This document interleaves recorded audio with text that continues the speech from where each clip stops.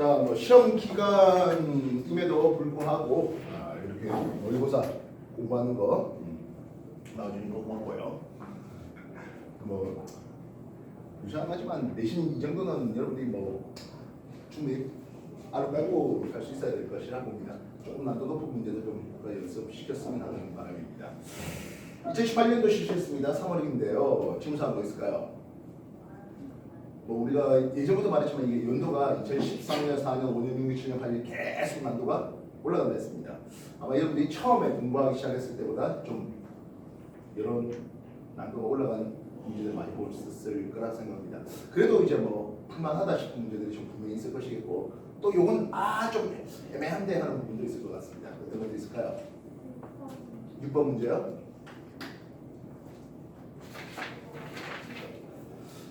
6번 문제 보죠. 그림과 같이 탄소 동소체가 질소로 변화되는 일련의 과정이었습니다. 탄소 원자는 6번 질량수 14인데요. 이게 어떤 일이 벌어진 게야? 7번 질소 14가 되면서 각종 다른 입자들이 나오고 있습니다. 일단 1번대 몇몇 가지 핵 반응을 좀 소개하겠습니다. 뭐 핵반응에서 결국 원자핵이 붕괴되는 과정인데요. 원자핵의 붕괴는 크게 세 가지로 소개됩니다. 이미 한 번씩 공부해봤던 내용입니다. 알파 붕괴가 있습니다. 다시 말하면 이거는 알파 입자가 나오는 상황이어요 하겠습니다. 알파 입자는 여러분이 화학에서 공부해봤을 것 같은데요. 뭐예요? 알파 입자는 뭐예요? 원자번호 2번 질량수 4인 헬륨 플러스가 알파 입자예요. 이해했습니까? 알파 붕괴. 그러면 베타 붕괴가 있습니다. 베타 붕괴라는 것은 당연히 베타 입자가 튀어나왔겠습니다. 베타 입자는 무엇일까요? 베타 입자는 무엇일까요? 베타 입자는 전자 일렉트론을 얘기하고 있습니다. 전자의 질량수는 0이고요. 전자의 전하량은 -1을 쓰고 있는 전자가 튀어나오는 겁니다. 그래서 우리가 그래서 일련의 핵 반응을 보게 되면 핵 반응을 보면 질량수 보존과 그리고 전하량 보존을 봐야 됩니다. 어떤 A 입자가 원자번호 스몰 a의 질량수를 B라 할게요. 이게 알파 입자를 내놔서 B 입자가 됐다라고 해보자고요. 전하량이 보존돼야 됩니다. 그래서 여기는 A-2가 됩니다. 2와 A-2 합은 A가 되는 바가 되겠다고요. 뻔하게 B와 4의 조합을 통해서 B-4가 되는 요게 알파 붕괴입니다. 원자번호 2번 감소하고 질량수는 4가 감소되는 이게 알파 붕괴입니다. 알파 입자 나옵니다. 참고로 이런 알파 입자는요 A4시 한 장 못 들어요. 여기서 알파 붕괴가 이럴 때 A4시 하나 딱 해놓으면 나는 그 알파 입자를 막을 수가 있어요. 문제는 먹은 뒤에는 곤란하죠. 먹은 뒤에는 온몸이 내가 알파 붕괴하면 온몸의 세포들이 알파 입자에 공격받아요. 그럼 베타 붕괴는 어떻게 될 것 같습니까? 베타 붕괴는 원자번호 C를 준비하겠습니다. C와 D의 원자번호와 질량수를 준비해봤습니다. 그렇다면 D가 됐대요. 얘는 원자번호가 -1이요? C 플러스 2 되죠. 질량수 제로예요? D 그대로예요. 무슨 일이 벌어진 겁니까 하면 원자번호가 1 증가하고 질량수는 변하지 않는 그런 관계가 되겠습니다. 이겁니다.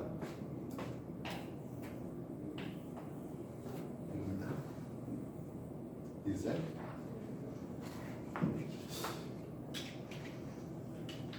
마지막으로 감마 붕괴가 있는데요. 감마는 감마 레이 다시 말하면 전자기파가 나옵니다.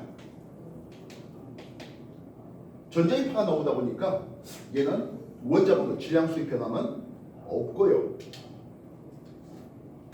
E라는 입자가 들뜬 상태에서 E라는 에너지가 낮은 상태로 들뜬 화학에서 많이 표시하죠. 들뜬 상태에서 낮은 에너지 레벨로 내려올 때 베타 분계, 베타선, 감마 분계, 감마선을 냅니다. 이건 전자기파입니다. 그러니까 원자번호 질량수로 바뀔 거 없다는 거예요. 여기에 E와 F를 썼다면 E와 F는 똑같습니다. 들뜬 상태에서 내려오는 것일 뿐입니다. 어쨌든 6번 문제에서는 무슨 일이 벌어집니다. 베타 붕괴를 일으킨 거다 그랬습니다. 뭐가 나온다고요? 베타 입자 전자가 나와야 됩니다. 마이너스 1의 질량수 제로가 되는 전자가 나와야 됩니다. 그 외 각종 중성미자 등등이 나오는 과정이에요. 그래서 탄소가 질소가 되는 과정에서 A 입자는 무엇입니까 하면 이게 바로 A 입자가 전자네요. 옳은 걸 골라보자 했습니다. A는 음전을 띱니다. A와 C는 강한 상호작용을 한다? 우리가 강한 상호작용, 얘는요 핵 내부에서 쿼크끼리 또는 양성자들이 반발하는 것을 묶어주는 중성자가 하는 일이 강한 상호작용이에요.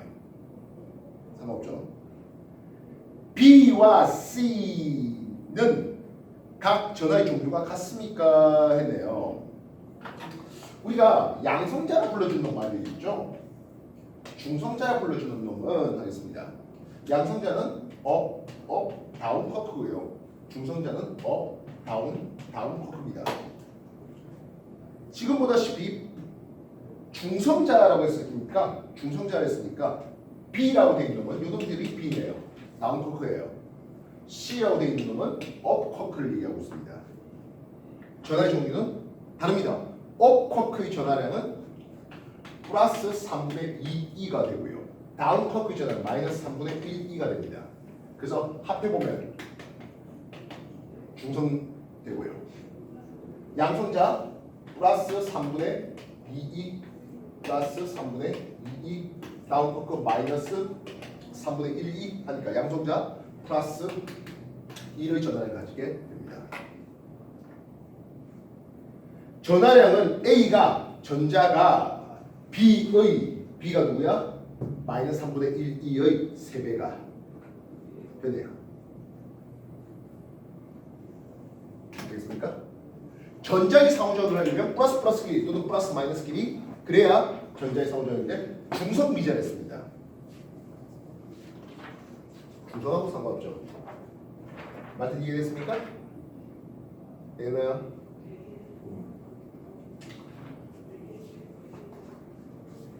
요 쿼크끼리의 상호작용이라든지 이런 것들에 대해서는 여러분들 정규 수업으로 가르치고 자주 이런 모의고사 문제에서 소개가 됐던 내용들입니다. 정리해 주십시오.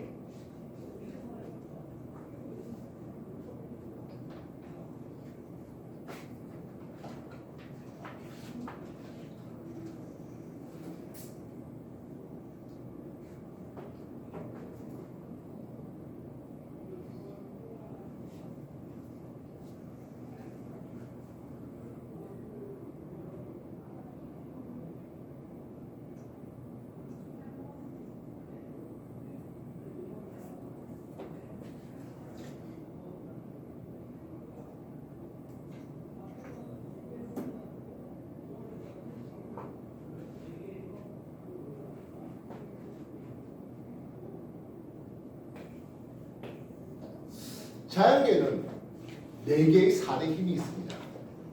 자연계에 4개의 4대 힘이 있습니다. 그 4개의 힘을 통합하려고 노력했던 사람이 대통합장 이론하는 사람이 아인슈타인인데요. 어쨌든 이 4개의 힘은 전자기력이 있습니다. 이 전자력보다 강하다 해서 강한 상호작용 또는 강력이라는 뜻을 씁니다. 전자기보다 약하면 뭐라고 쓸까요?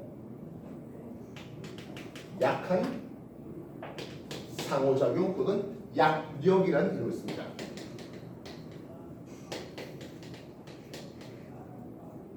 그리고 중력이 있네요.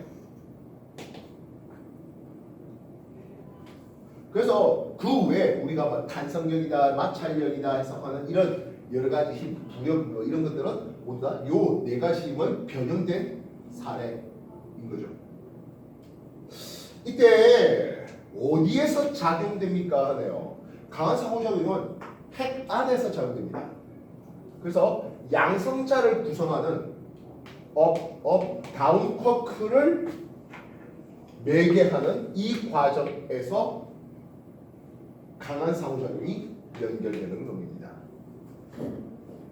또한 양성자들은 기본적으로 플러스 전화를 띄고 있잖아요.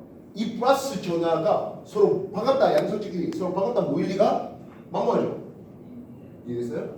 그래서 이 양성자들끼리 반발할 것을 중성자가 묶어주는데 관여하는 것이 강한 상호작용입니다. 양성자 내부에서, 물론 중성자 내부도 마찬가지겠죠. 중성자 내부에서도 업, 다운끼리 서로 묶어주게 만드는 그 힘을 우리는 강한 상호작용. 그래서 핵 안에서만 작동합니다. 핵 바깥에서는 작동되지 않네요. 아주 좁은 범위에서만 작동됩니다. 이때 매개 입자가 있는데요. 이 매개 입자가 힘을 매개하는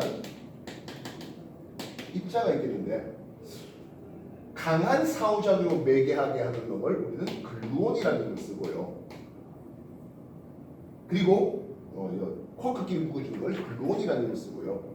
그 다음 중성자가 양성자들 묶어주는 데 관여하는 이 힘을 바이온이라는 걸 쓰고 있습니다. 외울 일은 없습니다.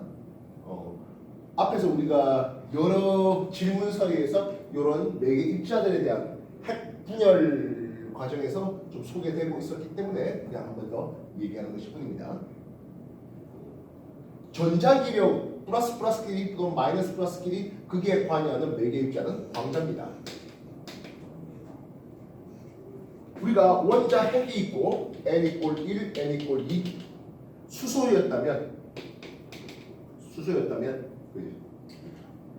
3에서 2로 내려오잖아 하면서 가시광선 내놓고 2에서 1로 내려오잖아, 3에서 1로 내려오잖아, n=1로 내려오면은 자외선 내놓잖아요. 가시광선, 자외선, 전자입하, 광자죠. 광자가 매개 입자하고 있습니다. 약한 상호작용은 무엇입니까? 근데 요 놈이에요. 베타 붕괴에 관여하는, 그래서 중성자가 양성자, 전자, 그리고 각종 중성미자 등으로 쪼개지는 이런 데 관여하는, 베타 붕괴에 관여하는 이게 약한 상호작용입니다. 여기에는 보손이라는 입자를 쓰는데요. W 보손, Z 보손 등등등 다양한 보손 종류가 있습니다. 그것 세밀하게 다루면 당연히 대학 가서 배우시면 되고요. 중력은 질량 가진 놈들끼리 서로 끌어당기게 만드는 이 힘을 중력이라는 힘을 쓰고 있습니다. 문제는 이 매개 입자 중력자는 있는지 없는지 아직 모르겠습니다. 있는지 없는지 아직 모릅니다. 뭔가 매개하는 게 있을 것 같은데 중력자를 찾으려고 노력은 하고 있는데 아직은 못 찾았습니다. 존재하는지 안 하는지도 잘 모르겠습니다. 중력자의 존재 여부는 아직 모르겠습니다.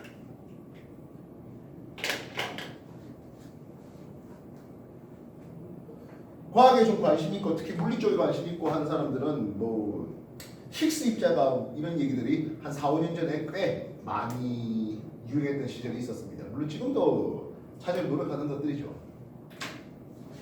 질량을 부여하는 뭐 신의 입자 아직 못 찾다 뭐 해서 뭐 찾다 했는데 아니야 뭐 또 검증이 안 되고 하는 뭐 그런 상황인데요. 역시 아직은 잘 모르겠습니다. 하겠습니다. 6번이었습니다. 또 다른 질문 뭐 있을까요? 다른 질문이요? 다 잘 풀었어요? 7번 문제요.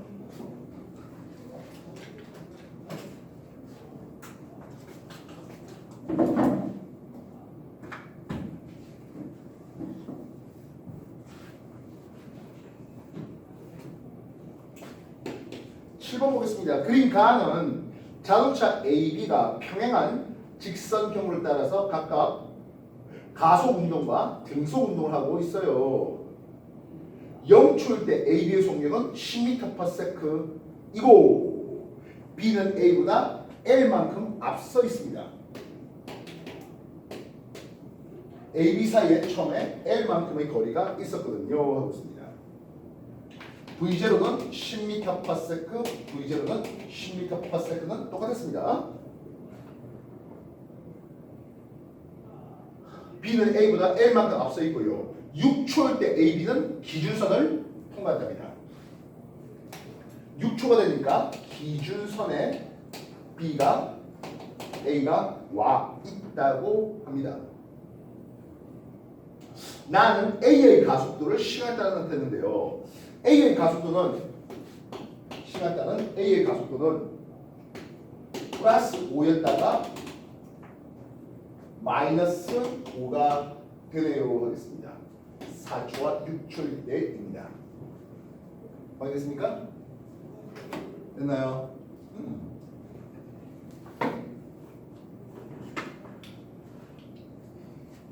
B는 등속운동이라는 이름을 보이고 있습니다. 됩니까? B는 등속운동이겠습니다. 되겠습니까? 그렇다면 6초 동안 B 입장에서는 10m/s로 6초가 쓰니까 요 거리가 얼마나? 60m라는 건 지극히 쉽게 알 수 있을 것이겠습니다.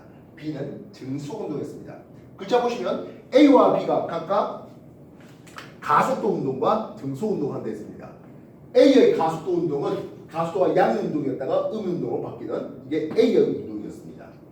B는 등속 운동입니다. 10m/s로 B는 등속 같습니다. 확인되나?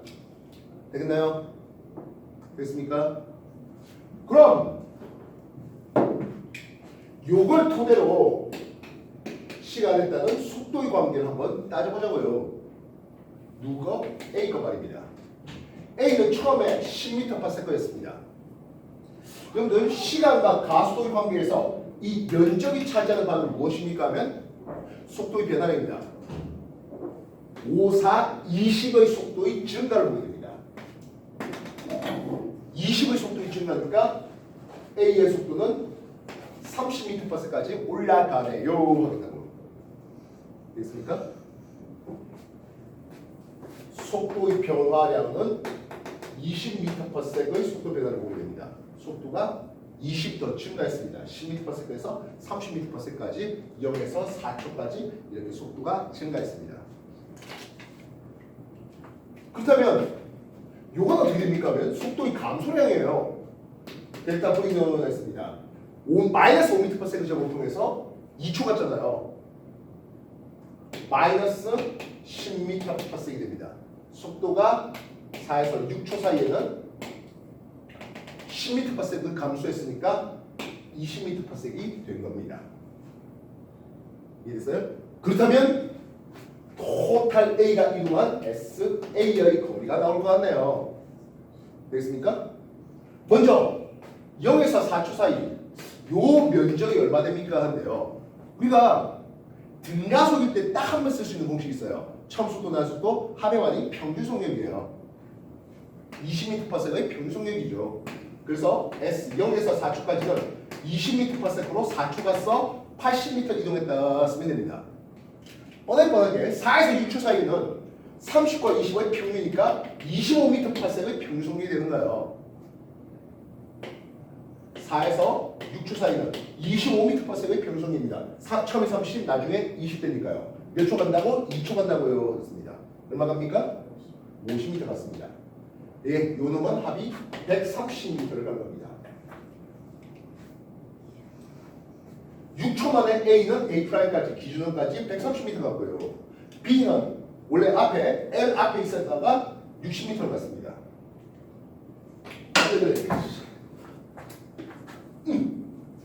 요 L 거리 70m면 되겠네요. 70m 앞에 있었다고 되겠습니다. 되겠습니까? 해보려 합니까?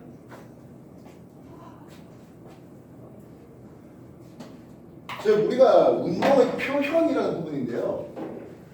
어떤 놈들이 이제 가속 운동을 하고 어떤 놈이 등속 운동을 하고 그래서 시간에 따라서 추적하면 돼요. 이해됐습니까? 얼마든지 B도 가속 운동 시킬 수 있잖아요. 그죠?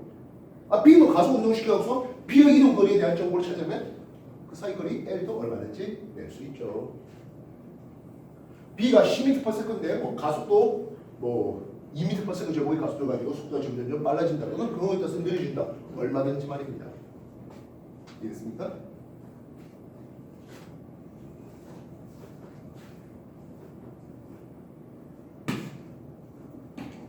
그래서 이런 일련의 그래프가 나온다면 또는 표가 나온다면 우리가 좀 쉽게 알아먹을 수 있는 또 다른 표 또는 또 다른 뭐 글로 바꿔보는 연습 될 것이겠다. 정리 다시 해주십시오.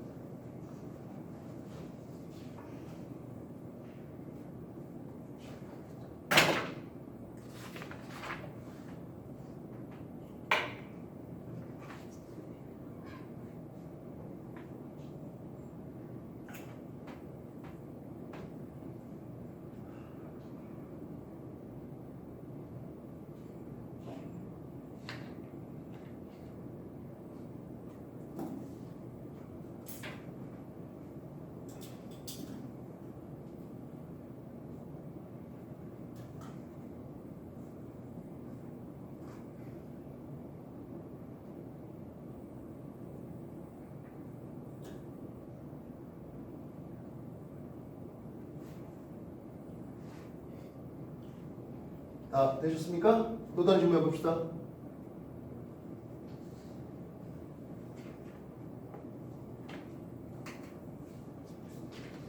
더 질문 없습니까?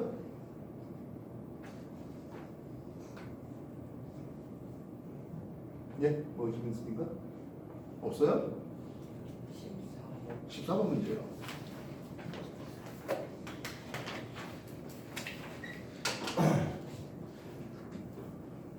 자, 그림은 질량 M인 두 위성 P, Q가 동일한 행성을 한 초점으로 하는 각각의 타원 궤도를 따라서 움직이는데요.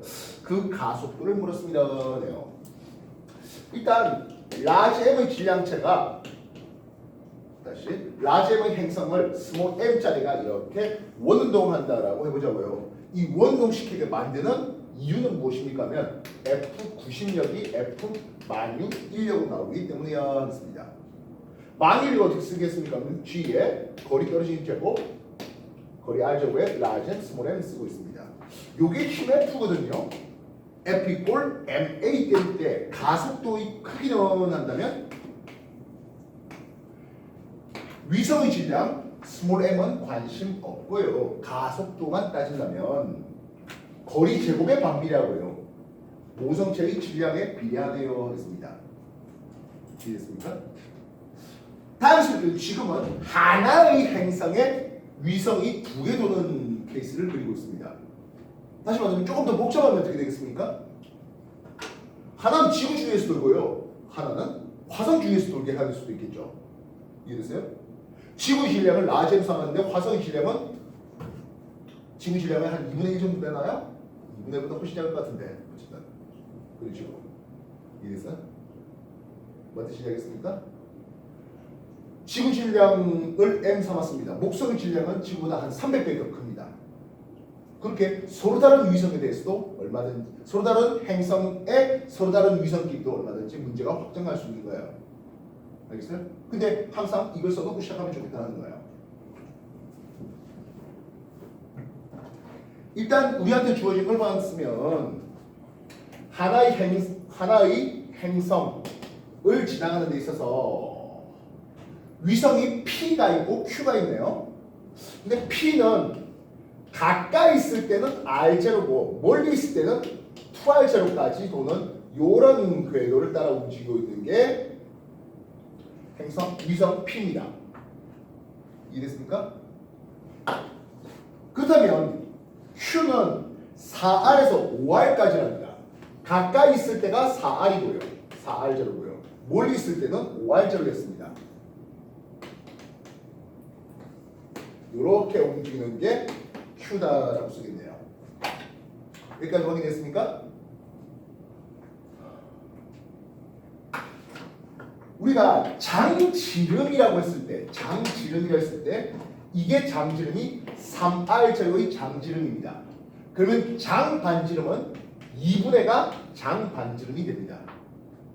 절대로 근위점까지 거리를 근위점까지를 반지름, 원점까지를 장지름 그렇게 쓰지 말라 했잖아요. 전체에 대해서 절반을 장반지름으로 삼습니다. 그렇다면 4R에 5R이니까 9R이잖아요. 이건 9배의 R0에 대해서 2분의 쓰고 있습니다. 장지름이 3배 차이 납니다. 장방점도 3배 차이 납니다. 이해됐습니까? 그러면 우리가 케플러 제3법칙 뭐라고요? 주기 제곱과 장방점 R의 삼성의 관계를 볼 때 그럼 주기 T는 장방점 R 루트 R 정도에 비례될 수 있습니다. 장지름 또는 장반지름이 3배 차이 난다는 것은 P가 돌 때 T의 주기면 Q가 돌 때는 3배니까 3 루트 RT 이렇게 쓸 수 있겠다는 거죠. 알겠어요? 정리해 주십시오.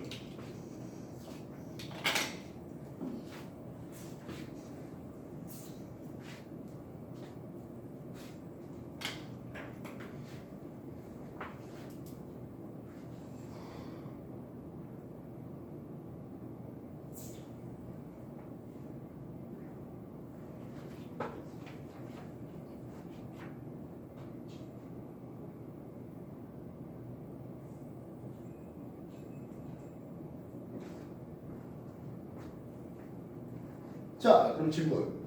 이 행성, 이 위성 P가 돈다고 하는데요. 위성 P에서의 속력은 원을 점 지난 2R에서 속도가 제일 크다? 아니, 올이 제일 작죠. 속도가 빠르면 어디서 빨라? 근위점에서 빠르죠. 근위점에서 빠릅니다. 이해됐습니까? 근위점에서 제일 빠릅니다. 이건 우리가 케플러 제2법칙으로 소개되는 거죠. 이해됐어요? 되셨나요? 두 번째, 공전의 줄기는 Q가 P의 3루트 3배이다. 예, 이거는 우리가 방금 했던 내용이죠. 됐습니까? 거리 R이 4R0일 때, 4R0, 그러니까 Q가 4R0 있었을 때 Q의 작은 만유 인력의 크기는 4분의 1 MA0입니까? 했어요. 우리가 P란 놈이 거리 R0를 지날 때 가속도가 A0를 썼습니다. 가속도를 A0로 썼는데 그 A0 크기는 요만큼입니다. 어차피 위성의 질량은 서로 같았거든요. 위성의 질량이 같았으니까 위성의 질량 M만 곱하면 뭐가 돼? 바로 만유의 크기가 나오는 거죠. 이해했어요? 그래서 P가 R0에서 느끼는 R0에서의 만유 인력의 크기는 M의 A0을 쓰면 됩니다. A0 가속도에다가 그대로 질량 곱하면 만유의 크기가 나왔습니다. 그러면 Q가 4R0에서 만유 인력의 크기로 됐습니다. 거리가 4배 벌어졌어요. 거리의 반비례입니까? 거리의 제곱의 반비례입니까? 거리의 제곱의 반비례하죠. 거리의 제곱의 반비례합니다. 그래서 4의 제곱 분의 1이 됩니다. MA로 A가 느끼는 만유 인력의 크기의 4의 제곱분의 1로 해야 됩니다. 16분의 1이 돼야 됩니다. 알겠습니까? 그래서 이런 류의 문제 풀 때 만유 인력의 얘기를 하나 써놓고 만유상수 G에 떨어진 걸 R제곱에 라지 m, 스몰 m 써놓고 그게 힘이니까 F 이꼴 MA도 한번 써놓고 가속도는 어디에 관여되는지 이런 거 하나 써놓고 시작하면 될 것 같습니다. 이해되겠어요? 되셨나요? 다시 한번 정리해 주십시오.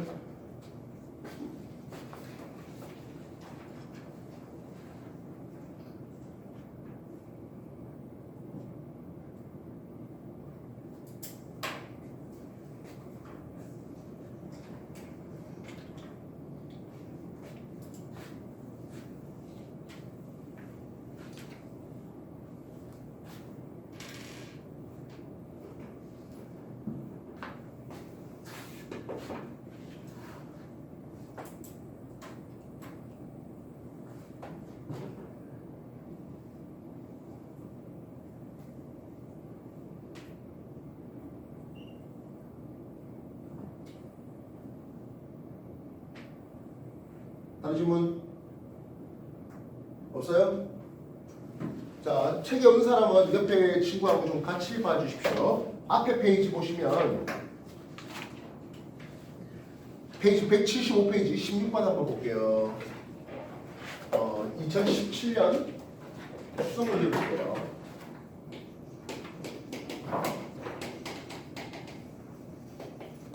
문제 찾았습니까? 옮겨.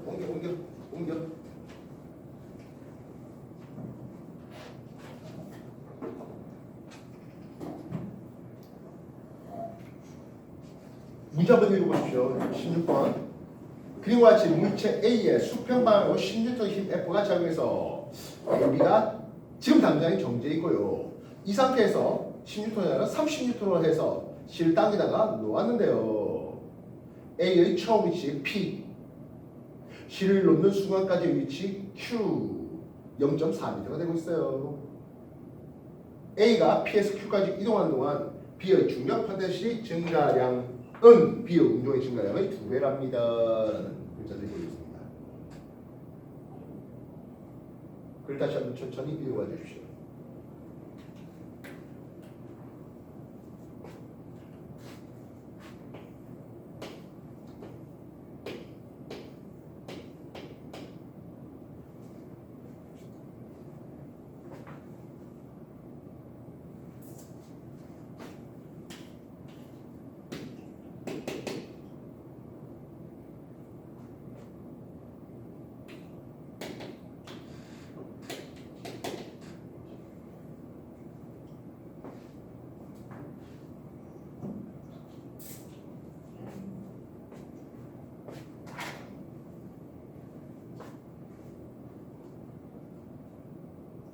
문제 읽어보셨습니까?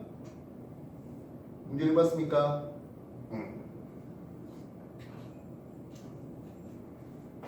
내가 힘 F를 10N 주니까 그랬어요. 가만히 멈출 때 있잖아요. 마찰은 어때요? B의 무게는 얼마였을까요? B의 중력의 크기는 얼마였을까요? 10N이겠죠. B의 중력의 크기도 10N, B는 1kg짜리다라는 말이 됩니다. 여기까지 확인됐습니까? B가 1kg짜리 10N으로 무게 내려가려고 하는데 내가 10N 붙잡고 있거든 이란 얘기예요. 확인됐습니까? 되겠나요?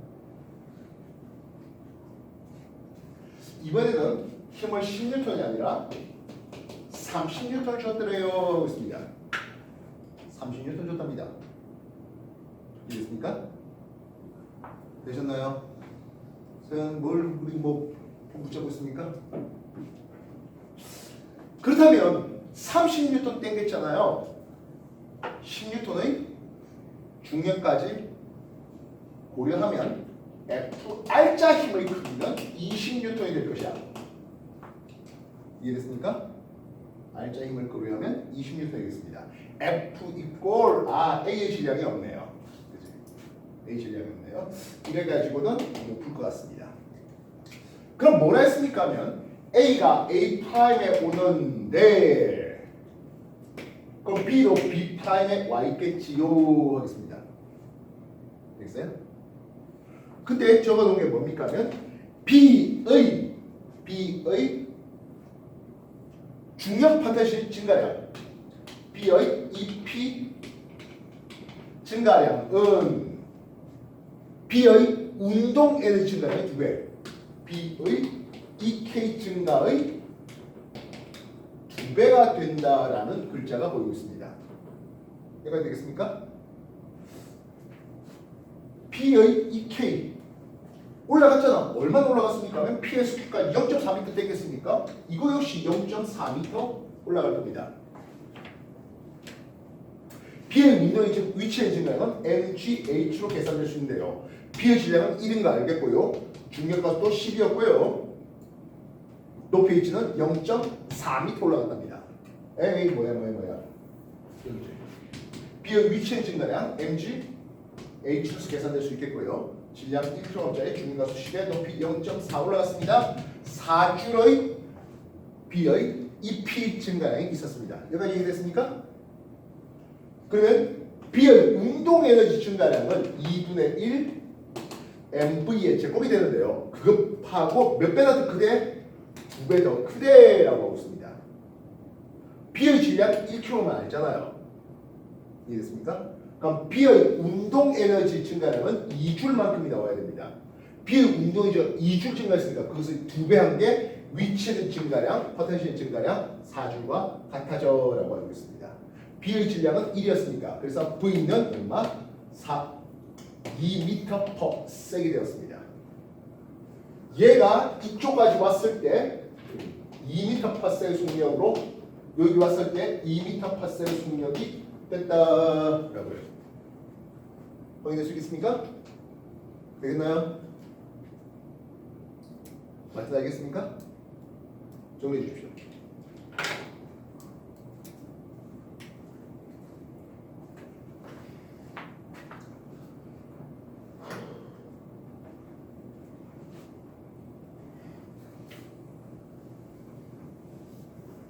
이런 일과 에너지의 관계 또는 역학 에너지 보존의 어떤 관계 이런 것들은 흔히 말하는 물리의 킬러 문제예요.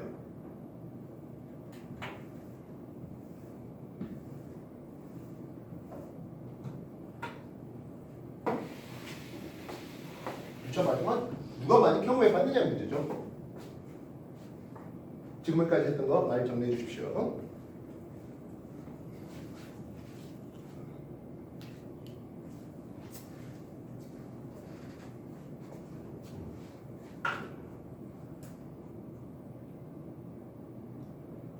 수업 문제도 보니까 뒷면에 빈 종이들이 좀 있을 겁니다. 거기다 한번 정리하셔도 되겠고요.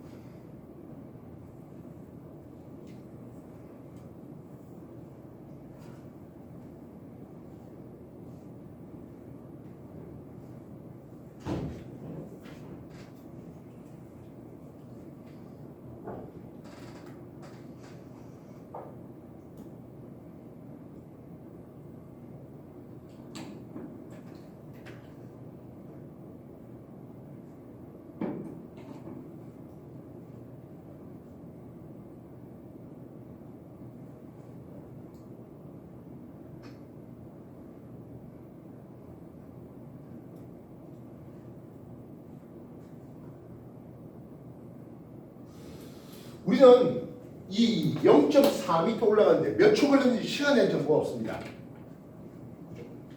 시간에 대한 정보 없잖아요. 시간에 대한 정보가 없는데 어쨌든 등가속 운동을 했거든. 등가속 운동을 했는데 시간에 대한 정보가 없대. 뭐 쓰면 좋을까? V제곱 마이너스 V제곱 이꼴 2AS를 한번 써볼까 하겠습니다. 처음 소개는 분명히 제로였어요. 요만큼 올라가니까 2m/s가 된답니다.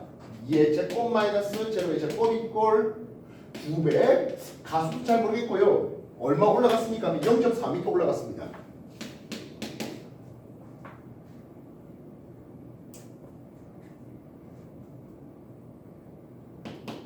(4는) 2 곱하기 가수도 A 곱하기 0.4네요. 알겠습니까? 되겠나요? 되셨나요? 가수도 A 얼마 나와? 5m/s 보면 되겠죠? 맞습니까? 되겠나요? FR자 힘은 F 이꼴 MA를 때릴 텐데요. 가속도가 얼마래? 5m/s 제곱의 가속도를 구하여. R자 힘이 20N이거든. 질량 M은 얼마입니까? 4kg짜리가 되어야 됩니다. 이 4kg짜리는 B가 1kg이니까 A는 3kg짜리 합해서 4kg짜리를 R자리 20N으로 당기고 있었던 겁니다. 여기까지 정리해 주십시오.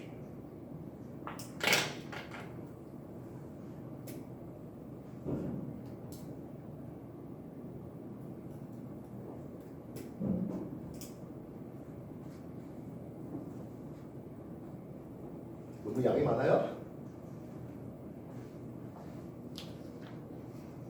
또는 다른 방법으로도 써볼 수 있을 것 같습니다. 또는 다른 방법으로요. 내가 한 일. 나는 30N의 힘을 줬잖아요. 그치?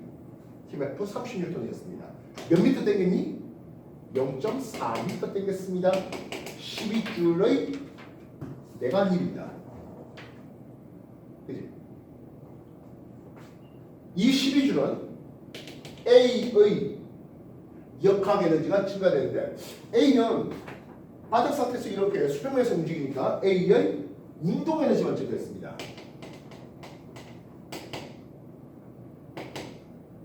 B는 가만히 있다가 올라가는 게 위치 에너지가 증가되고 또한 정지했다가 올라가면서 속력이 빨라졌으니까 운동 에너지 증가됐습니다. B의 EP와 EK의 증가까지 내가 해준 일이 했을 겁니다. 내가 해준 일은 A하고 B의 역학 에너지 증가량으로 나왔을 거라고요. B의 위치 에너지 증가량이 얼마래? 4줄이래요. B의 운동의 증가량이 얼마래? 2줄이랬어요. 되겠습니까? 그러면 당연히 A의 운동의 증가량은 6줄이 됩니다. 되겠습니까?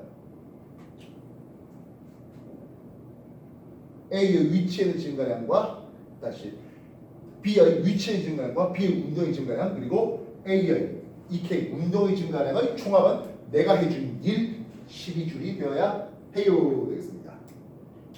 여기까지 이해됐습니까? 근데 A하고 B는요 실행 움직여서 같이 움직였잖아요. 같은 속력이란 말입니다. 운동 에너지가 3배 더 크다는 것은 같은 속력이니까 질량이 3배 더 컸기 때문입니다.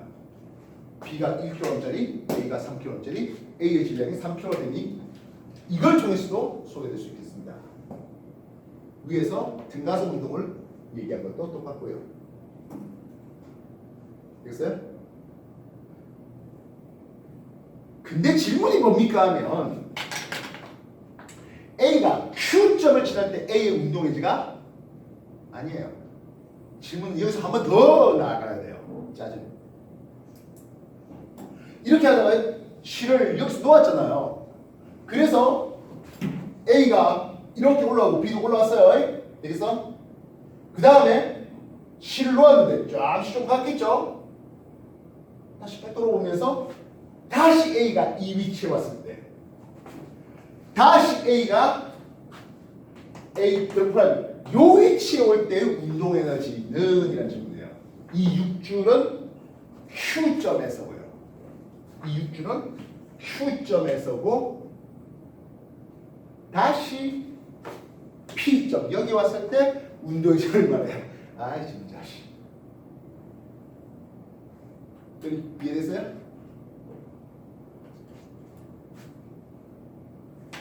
다시 해봅시다. 지금 B의 위치가 B 프라임, A의 위치가 A 프라임에 와 있어요. 그때 각각 가지고 있는 역학 에너지를 봤습니다.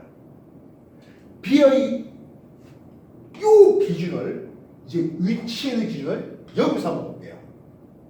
B의 위치의 기준을 여기서 한번 볼게요. B의 EP는 제로였습니다. 쌤이 아까 이 위치에너지 4줄 증가했잖아. 상관없습니다. 여기 기준에서 하고 여기 기준에서 상관없습니다. 그럼 A의 운동에너지는 얼마 가지고 있다고요?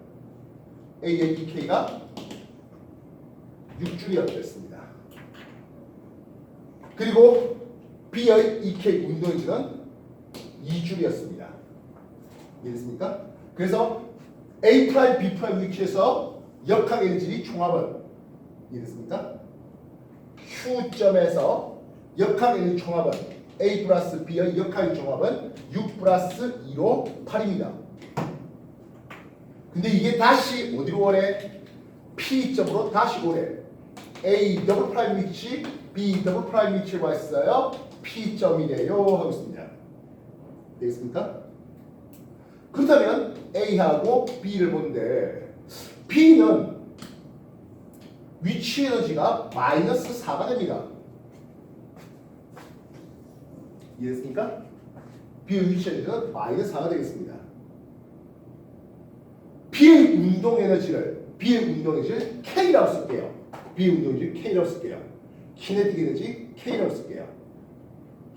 A의 운동 에너지는 B의 운동 에너지보다 3배 더 커야 됩니다. 왜냐하면 질량 3배인 건 우리가 알았으니까요.